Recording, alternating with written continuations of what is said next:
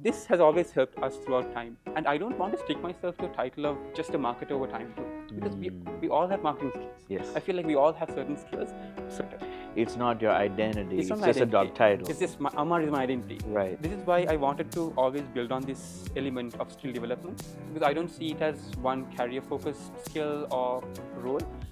And this notion of a career portfolio as collecting skills, I think is much more exciting. You get a lot of opportunities to do some cool stuff and you keep your curiosity alive. Yeah, like, for example, if you are a handyman, you have a tool stack with you. You have a hammer, you have a screwdriver, and you use each of these tools for a different purpose. You don't use a hammer to screw something in. Just like that, our skills, you might have certain artistic skills as well, technical skills as well, and it's a mix of all this that comes together to make the creative person who they are. So the tool sets do change, but the skill sets is what defines you.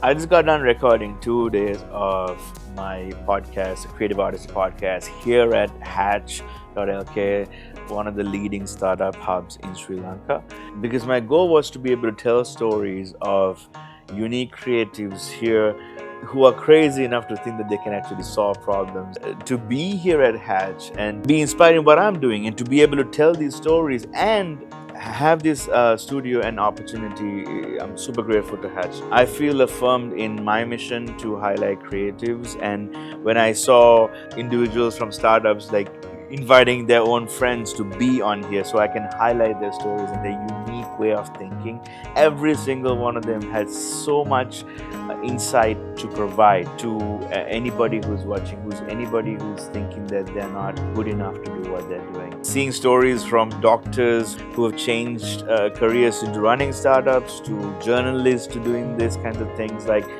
it gives me so much hope to be able to share this to others, to say that, like, wherever you are at, if you're not passionate about what you're doing and you're stuck in your own bubble or whatever, find communities like Hatch, because it is going to be the best thing that you'll do for yourself, because the community here is absolutely amazing. Hatch, thank you so much for the support you provided. I can't wait to show you the amazing stories and the insights your own people are going to share with the world.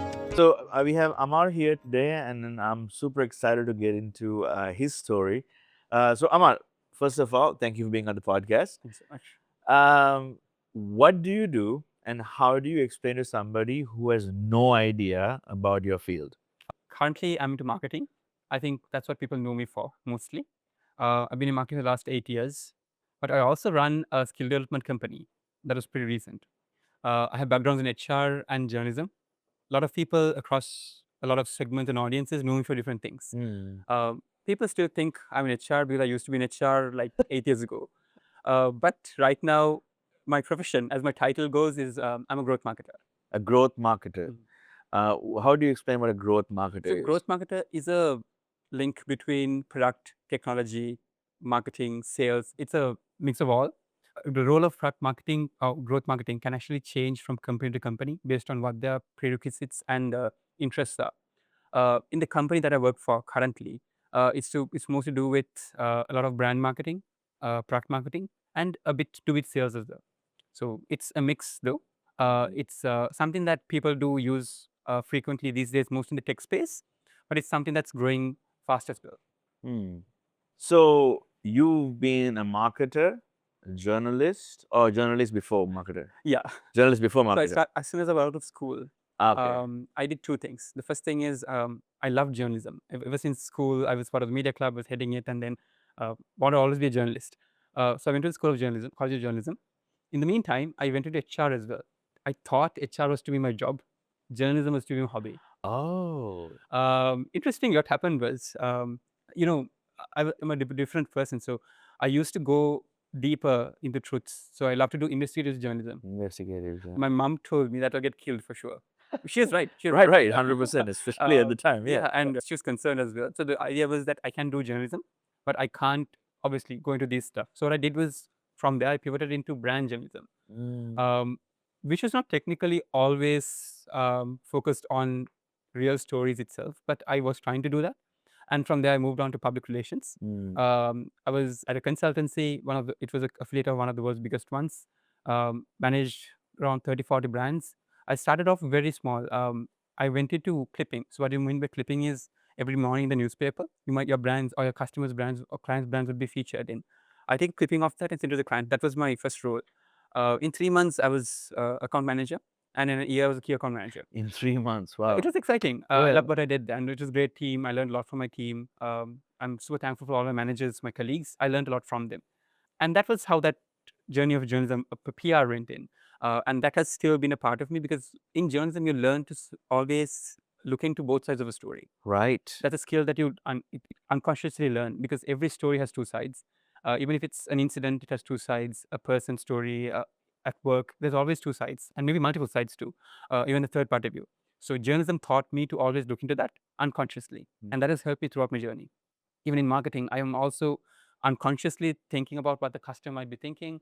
Unconsciously? Yeah, because it's a part It's of a my job. habit, right? Yeah, Yeah, it's a part I of my see what job. you're saying. But Okay, okay, it's not okay. something I had to train myself on. It's always there. Right. And it's been there. So what I've also tried to promote also is that I'm a kinesthetic learner. I'm not someone, I hate classrooms. I hate lecture halls. I can't learn in lecture halls. As much as I want to, I can't stay in one place. Even my colleagues know this. I need to take on a laptop. I walk around office. I can't stay put in one place because that's not who I am. There's this energy boost that I need, and just walking around, talking to people, it's exciting for me. I like to learn on the go. So I learn by doing, not learn by watching or seeing. Even if it's a YouTube video, I need to do it myself if I want to learn. Otherwise, I might forget it. Correct. Yes. Yeah. So I try to always keep that in power. So how this happens, so everything that in terms of marketing too, if you really look back into it, I learned to write properly in journalism. I learned to look into stories in journalism. I learned to look into both sides of a story in journalism. If it's recording, if it's videography, photography, all this, got the basics there. From there, when I went into PR agency, I learned how brands think, how brands want people to think, and how all these things come together into shaping what a person's mind might go through when buying a product, getting a product in place, or even thinking of any brand out there. So I've learned how to build a brand from scratch there. I had the tools. Now I came here, I understood the psychology behind it and how they're built over time. Wow. And that was a skill that I learned there. And from then on, and I moved into a bit more into product marketing, we would create products that the customers might need. In this time too, I was working for a big manufacturer out of Sri Lanka. I did employer branding for them and employee communications and executive communications. So executive communications is where you have your leaders of the company talk to people. That can be your employees and outside. So you work with them to structure proper content and help them out with what to speak, what not to speak, help them with events, all of that. They already have something in mind, but we have a third party view to it, and we try to support them with that. Employee branding is about showing the truth about employees. I do not want to just show off things for the sake of it, but we actually did cool things and we showed them out. And that was what we would really vouch for. Employee branding, employee communications, all of this came together. In the meantime, it was across 3 countries, Sri Lanka, Indonesia, and Jordan, Wow. which is pretty interesting as well. Jordan speaks Arabic. Right. Indonesia speaks a different language. Right. But we had some amazing team members who were really passionate and who were supportive, I would say, in a lot of ways that made it possible. So that was one part there. HR skill that I always had. I feel like people always tell this to me as well. People do tell me that I'm a good communicator and I'm a good networker. I don't see networking as a gig or as a role. Yeah. It's just a part of who we are. Yeah. We spoke, we Yeah. meet, we spoke to the team, the larger team. We just walk around town, we might meet people. So I take a public transport. When I was at this manufacturing company, we used to have our t-shirts. So whenever it's a big manufacturing company, we have over 100,000 employees around the world. And in Sri Lanka too, we have a lot. So by the time we go out of office, there's a high chance I'll meet someone from my same company out of a different plant or a factory on the way to work and home. I travel 3 hours a day. So I usually meet someone. And I had around 30, 40 business cards of people I've collected just by doing that. Wow. I used to not speak to them. Yeah, you were connecting We with them. connect, Yeah. Same company, same values. Just pretty exciting. At first it was hard because you never know what their impressions are going to be. But when you sit with them and you just say hi, it's just same emotion that I would have if someone came to me and spoke to me about. It's people are there to connect. It's just that we are clouding ourselves with our own thoughts, thinking, okay, what would this person think about me? Would it be right? It's public transport, all of that. But honestly, having someone to talk to while going back home is an exciting thing to do. Plus, it takes the time out of the way. It does, It's it does. faster. Yeah. It is. I meet a lot of people. I meet engineers there. I've met fashion designers. It's a lot, and I understand their roles and the work that they do in the company. Wow. It's exciting. So you're like getting a lot of knowledge about different departments. Different and things. departments, and it's exciting. It's not again. It's not something that I planned for. Right. Totally random. Happening organically. But it does work Wow. out. So these skills have always been accumulated over time. And then I'm in marketing right now, so people element is there, the product element is there, the distribution element is also there. Yeah. So I was able to identify, and probably I think that helped me do marketing better. I'm still learning. I'm learning a lot from people around me. I'm learning from the leaders out there, but I'm learning on my own as well. It's always learning curve. The thing that we all vouch for, it's learn, unlearn, and relearn. Some things that we might think that we know about can be wrong. That we should be open to actually unlearn and relearn. Yes. That's something that we should stick to, and that's something that actually would help us grow. Because if our intention is to grow, if our intention is to be egoistic and say, okay, I'm right, this is what I do, this is what we should be all doing, Yeah. that's a problem. Right. You're done learning. We're done learning. We can never learn. No. So this has always helped us throughout time. And I don't want to stick myself to a title of just a marketer over time too, because we all have marketing skills. Yes. I feel like we all have certain skills. Certain skills might show up better than others, and we try to put a title to it, which is cool, which is totally fine. But in the meantime, it's also about helping operation understand what type of work this person might be able to do, and that's why the title comes into play. But that doesn't mean that I have to always be a marketer. It's not your identity. It's not my just identity. a job title. It's just Ammar is my identity. Right. The job title for job title right now is a marketer. Correct. 5 years ago it was PR executive or PR senior executive. Right. So it's changed over time. The titles do change, but as a personality, I've just grown into who I am today. And in the future, I may be something completely different. We never know. Maybe next time when we meet, we might be into different places. Right. So we never know. But this is why I wanted to always build on this element of skill development, because I don't see it as one career-focused skill or role. Another thing I believe in is career portfolio or career path. Sometimes people might, it's actually a bit controversial for some. Honestly, I respect that. But at least from my journey, what I've seen is that if I had stuck to one career path, I would have stayed there. But I've got a lot of skills from different careers, and I put a own career portfolio of myself. And that is who I am today. And I might be a growth marketer for the company I'm part of right now, but I'm a different consultant for a different company. I'm also having my own company called Cocoon, which is a skill development company, and I'm a different personality there. And all these skills have accumulated over time as a portfolio, not as just one part. Right. And that's something I strongly believe in. And I would love to explore that idea as we grow as well. I 100% agree. I think like, especially for me growing up in Sri Lanka, and even like the older generation, it was all about you stick to the career for 30 years, right? And then you leave it, and they give you a plaque, and that's all they got, right? That's true. And they speak, I mean, no disrespect, but that's all they have to talk about after, the end of their work career. A notion of a career portfolio as collecting skills, I think is much more exciting, because I think also you get a lot of opportunities to do some cool stuff and opportunities, right? And you keep your curiosity alive. Yeah. So the idea of a growth marketer did not exist 10 years ago, I think. You're right. Have you ever heard of the word growth marketer before? No. So these roles do come up, but there are roles to try to basket certain skills together. Right. So role of a growth marketer again is to see how we can grow a company. That might be different things for different companies. Right. So that's our job. For those different job roles, our skill sets might differ. For if it's a content-driven agency, I might need to have a lot of content skills. Correct. If it's a sales-driven agency, I might have to have sales skills. So it's very, I would say thankfully it's not static but dynamic, and that's what we should be as well. And we all have a lot of skills that we take ownership of and ownership for, and skills that we don't take ownership for, that are hidden on the sidelines, but we are really good at, and we might be good at if we really sharpen them. Sometimes we might have skills that we don't even know exist. The more we experiment, the more we volunteer to different causes, the more things that we try doing, we might actually explore those skills that are kind of hidden within us, which we might not even know. Right. Did you know that you were good at what you are doing right now? No. 10 years ago. How did it come by? It was actually my friend Ben and I, we did a fake podcast after doing, actually the three of us. My friend is a musician. He was coming out with his album, and he wanted to do a jam session and record it. He's a videographer, and so was the other one. And I said, why don't we do a podcast where we talk about what we are into at the end? And that really, I found that I was able to kind of guide the conversation. It was really fun. And next thing you know, we started together, and I realized that I always wanted to start a podcast, but because of my own limiting beliefs of how I spoke and whether people could understand me, and especially living in US, like that was a challenge that I had to overcome.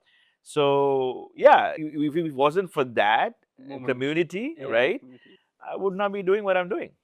So yeah, 100% agree with what you're saying. That's cool. Sometimes we understand ourselves. Sometimes if you are blessed enough, we might have another person pointing it out.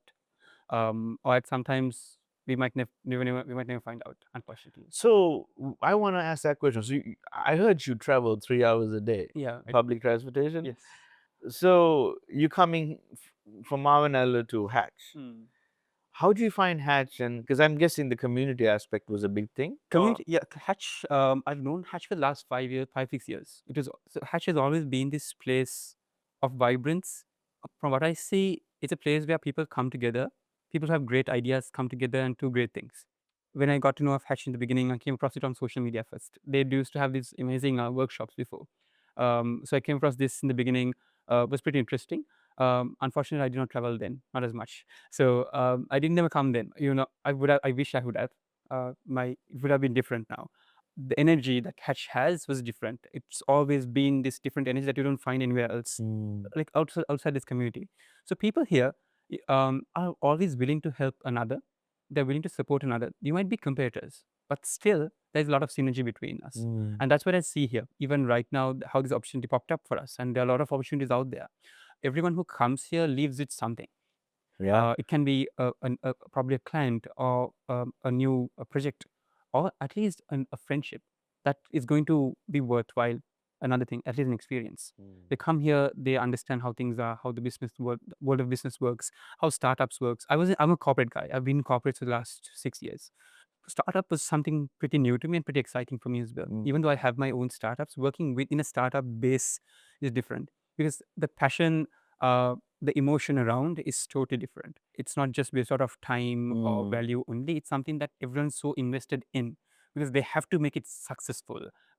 Their whole idea and vision relies on that. So they give it all in, and you always think creative about it. Again, your podcast being that because it's not always a set path to do something. Right. I have a sale to make in next month. The set path would be maybe go found at least in this manner. This is how you convert them or that. But when you are pushed to a wall and you have to do it, you think of creative ways of doing it. So as a startup, the biggest problems we might have is a lack of resources. It can be cash, it can be talent, it can be even physical resources from computers and chairs to everything else. But here you can find it in one way or another. Everything is a community that's supporting each other, and even if you come here, you can find a freelancer just by another expert who can work as a freelancer for you just by reaching out. And there are people here who are mentors who are working with other people. So they have a lot of mentees, a lot of people supporting each other, and that form of community is important because as soon as Sri Lankan brown families, as soon as we try to form a business, the first question would be, can you do it? Right, It's right. worth it. Why don't you go for a corporate job? That's kind of safer. So breaking out of that whole motion is not easy. But we have people who have done that here, and people who are willing to help you do that here and find your own special skills and put that to use. So it's exciting. I mean, I have to say, like, I have no business being here. I'm a creative guy and I do run businesses, but it's really cool that, like, I've only just come here and, like, use my computer and work in the members lounge or whatever. We're so excited to share with you all the episodes that we filmed in Sri Lanka. We know a lot of you have been waiting, but we wanted to make sure that we did this really meaningfully because it really was an exciting time. When Sharon first came to me and said he was going to take the podcast to Sri Lanka, I honestly thought he was crazy. And so did I. I was like, is there any possibility we can fit this in? I want to try to bring the podcast there and get to know people and interview creatives. So we expected to have just a few conversations, maybe a little sparks of inspiration here and there, but what happened was so much deeper than that. We met so many people that not only you got to interview, but that also like came alongside us to help make these conversations happen. The crazy thing was this daring idea of going to a country, even though I'm from Sri Lanka. I hadn't been back for like 7 years. And all I knew was some people from school that I went to and some on social media that I've been following, but didn't really have a concrete plan to make it happen. And some days we had 6-7 episodes back to back recorded because people were waiting and you were kind of facilitating that.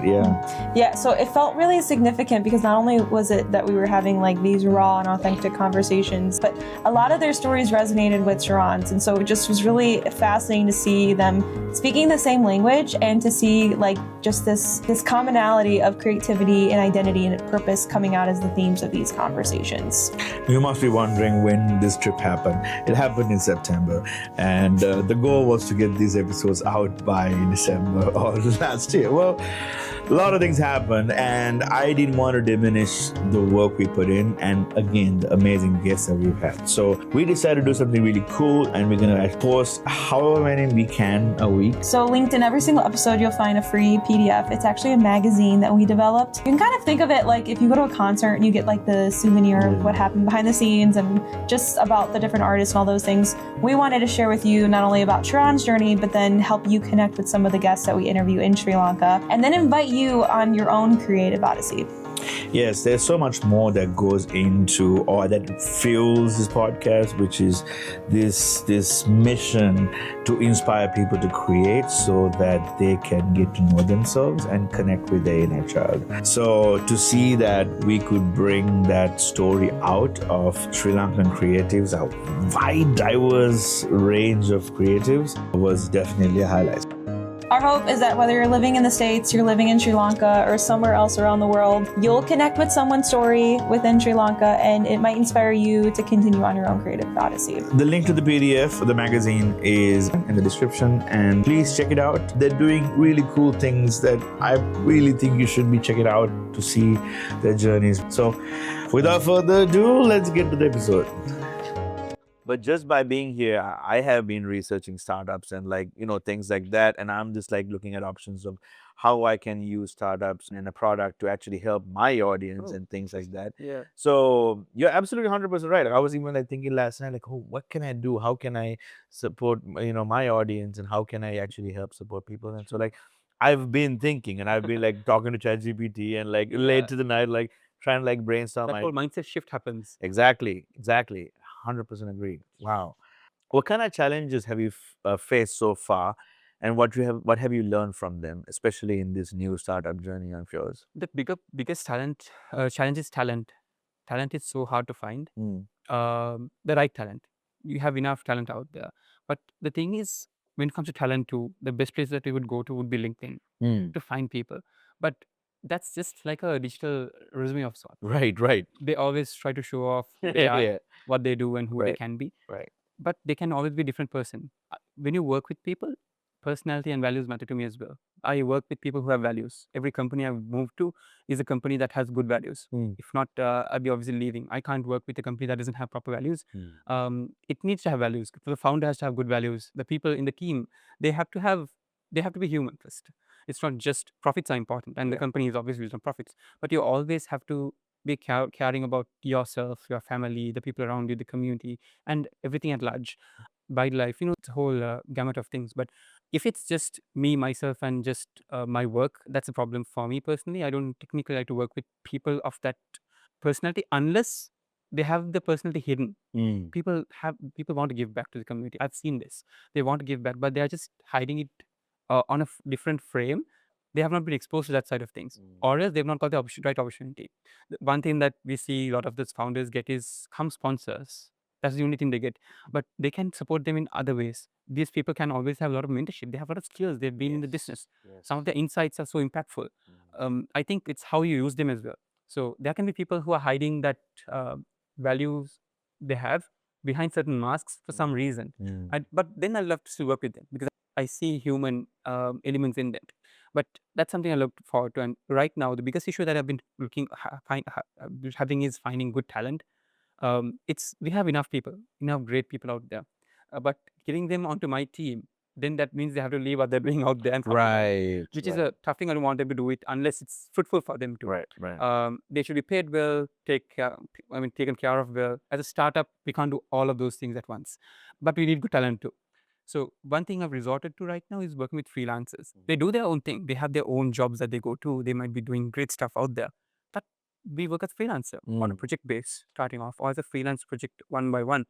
That means I have the flexibility of cash flows, and they also have the flexibility of working with me, plus also doing their own thing. As long as I don't work with, I don't, for the sake of values again, I don't work with competitive brands. If I do one thing, I don't work with another person who's doing the same thing, because then it's a conflict of interest for him or her. Absolutely. For respecting that, I don't do that. I tell them frank. But if it's from different industry, I hold hands and work together. That's one way we can go ahead, making sure that we can make use of the resources fruitfully.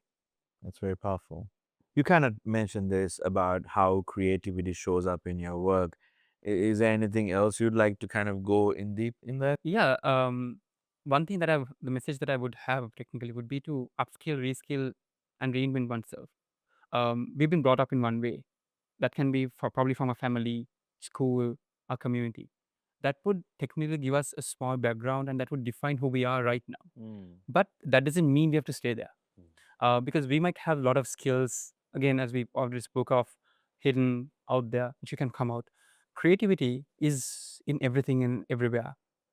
It's just that we think it's about doing art, or it's about being a Right. musician, or Right. just about even coding is creativity. Yeah. For example, even though coding doesn't unfortunately come to our minds when you think of creativity, but it is actually creativity. One thing said done, when you generate an image out of Mid-Journey, the backend is obviously code. That's a different story. But going to the other end of things also, what developers do, they solve problems. And unless you have the creative mind to think of the problem differently, you can't solve a problem. And they are creative in their own way. It's just not in a form of the creativity that we expect it to be. It is still a form of art.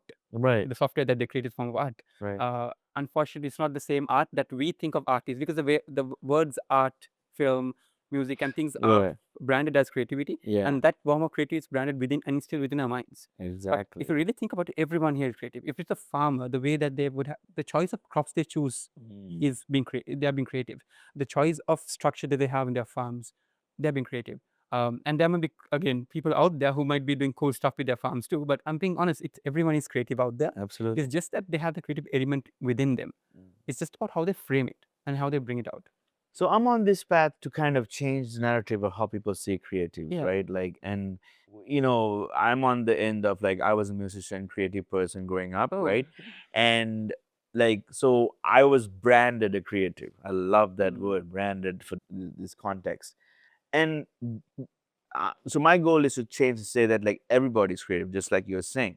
Now, if you look at a coder and an engineer and all these people, do you think that there is value in us also branding them as creatives? Do you think that actually helps people who are not considered creative? Over time, I think we've always been great communicators.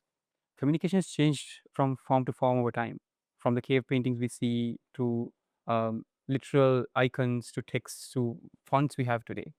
And these forms are what we think, physical forms are what has been instilled as creativity for us. But right now we're moving into a different era, Correct. digital era, where it's mostly tech. And for example, if you see the car being manufactured, the engineers come up with good cars. Again, product designers, innovators, and engineers come together, come with a good car. Isn't the car creative?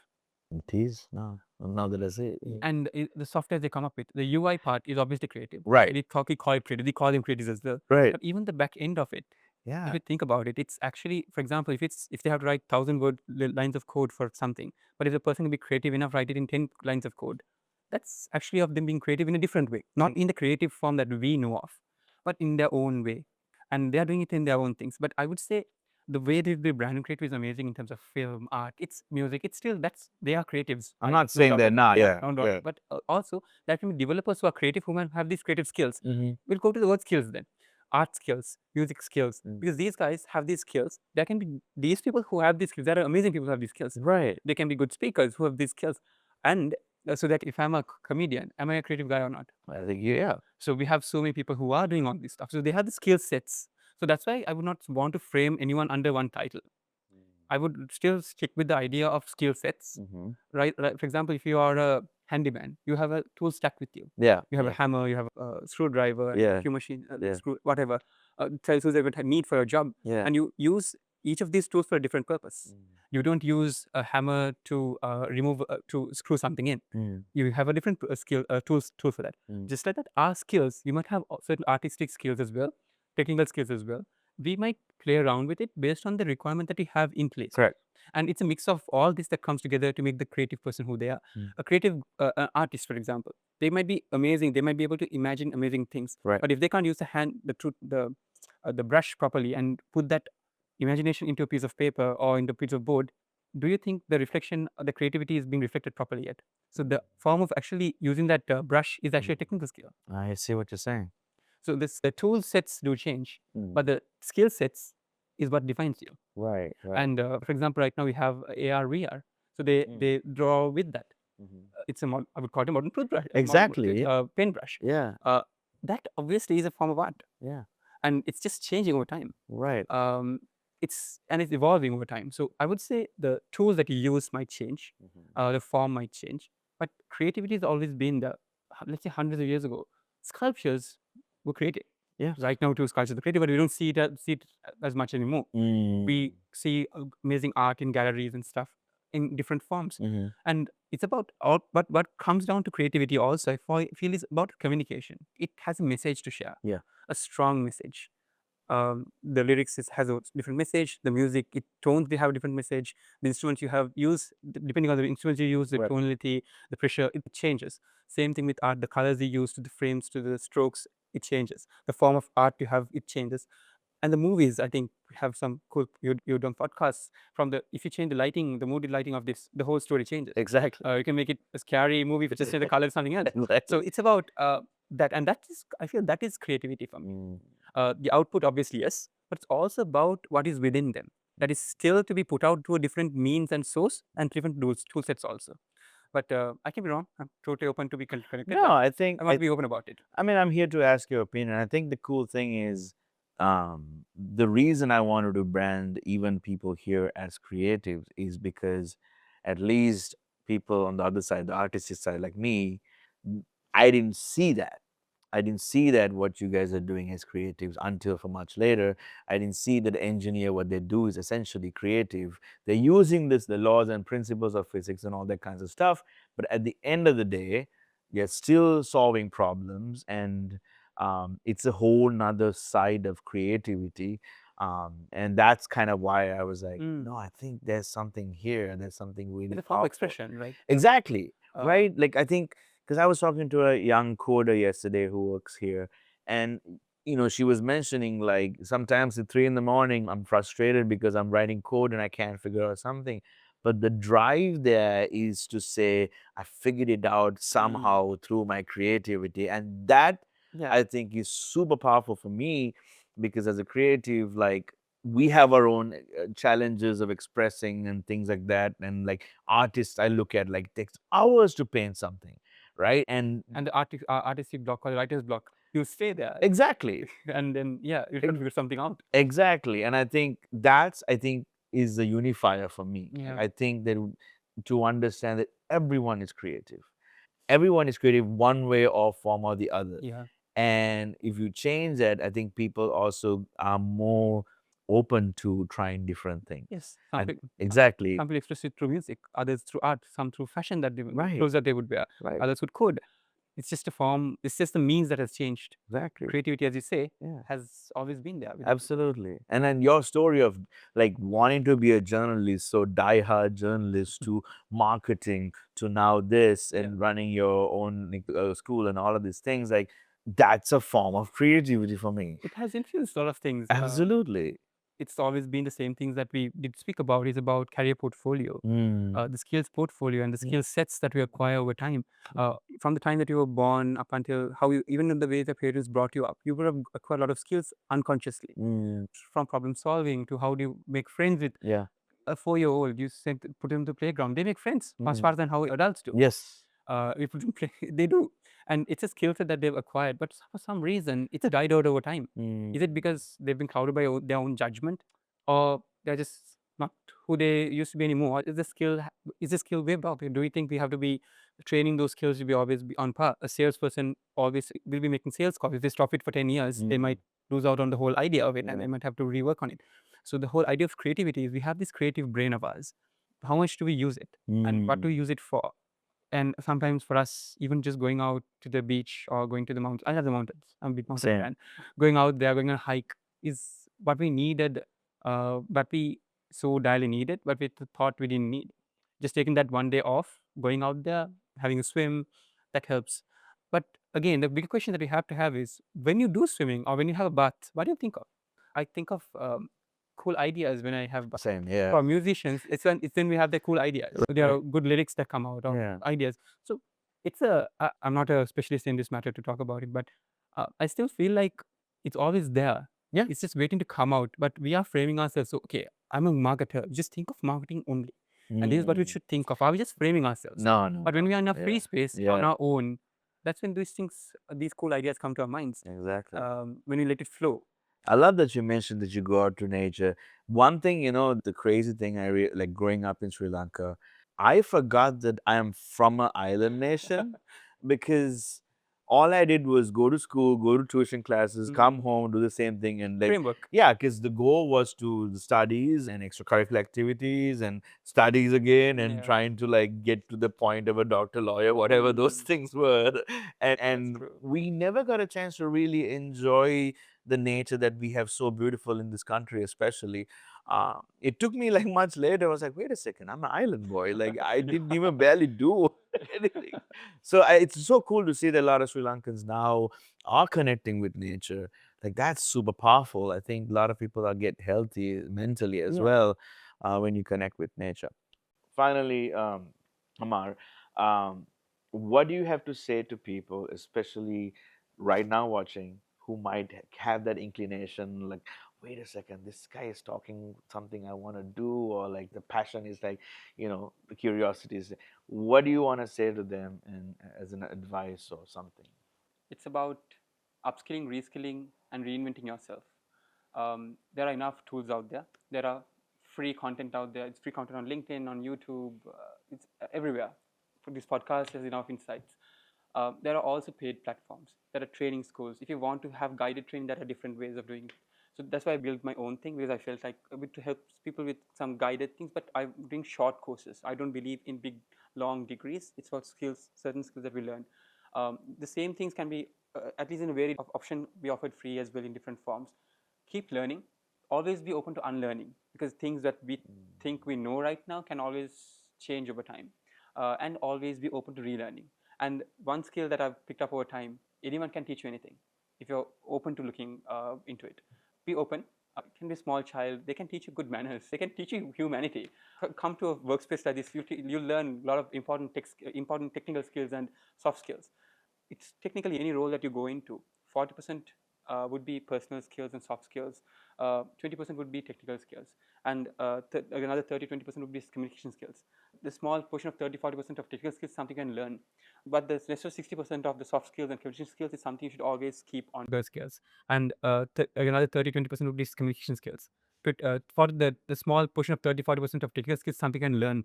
But the rest of 60% of the soft skills and communication skills is something you should always keep on to and learn and grow with and keep strong to. Because if you have that, any role you go to, any company you go to, anything that you do, even for yourself, you can make it happen. So that's the idea that I have to share. It's a longer sentence, probably a paragraph of two. I don't care, but I'll give you. That was cool. Thanks, but that's what I have to share. Thank you so much. I'm definitely inspired. I'm super inspired by your story and what you stand for. And you said learn, unlearn, and relearn. That is powerful. So yeah, I'm gonna put Ammar's information on social media so you can get a hold of him. If you feel that like kind of tug and inspiration, be like, I like what he said, I want to do that. Please reach out to him. And all I can say is keep dreaming, keep creating, and keep going on your own creative odyssey. Till next time, see you later.